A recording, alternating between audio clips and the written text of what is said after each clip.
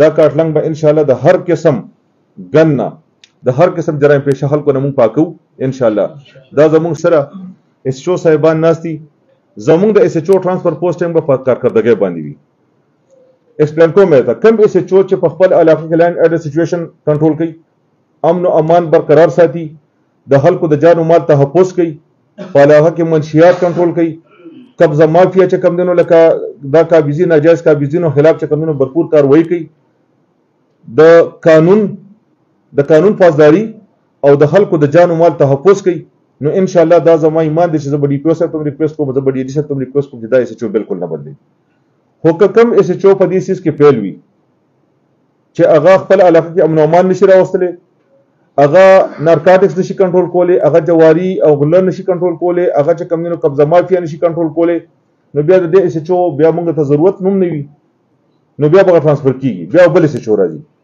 او ان شاء الله هم په دې ترتیب باندې وکړ کو زموږ اس ایچ او غان الحمدلله ټول تکړه دي.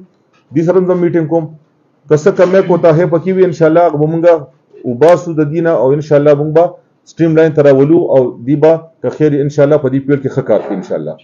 کستا سره د اس ایچ او صاحبانو نه څه قسم خبره وي، څه شکایت وي، کمپلینټ وي، ډي اس پی صاحب ته نشي کولی، ما ته ډایرکټ په زما نمبر تقریبا ټولو سره دی، ما ته کمپلینټ کوي ان شاء الله. زه به تاسو په دفتر ته نه، زه به تاسو راځم ان شاء الله مسله به حل کوم. ډي اس پی صاحب ما سره زما شاګرد هم دی، زما ملګری هم دی، او ما سره اس ایچ او پاتې دی، او کدا وې ما ته ډیر زیات نیازبین هم دی، او ما ته ګران هم دی، ښه سړی دی، انتهایی شریف سړی دی، ښه فیملی نه دی، او ښه کارکون دی، ښه منډه تړلوي.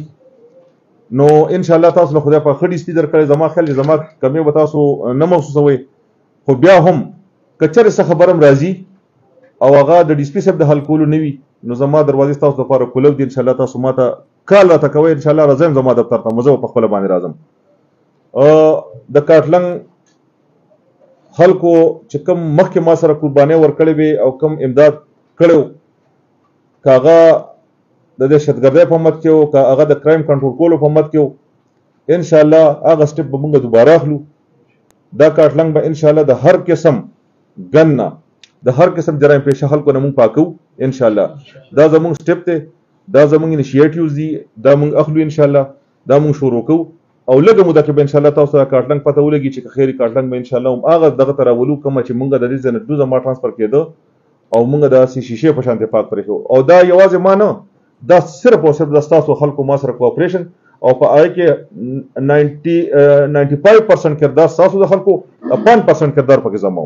نو ما 5% کردار هغې کې ادا کړی دی، 95% کردار ستاسو د خلکو. ان شاء الله تاسو ما سره ما کردار ادا کوئ ان شاء الله. زموږ ډېر ښه ټیم دی، ښه سی چوز دی، ښه ډي اس پي دی، تاسو ښه یو کشر رو دلته راغی، نو ان شاء الله که خیري دا به بیا کوو.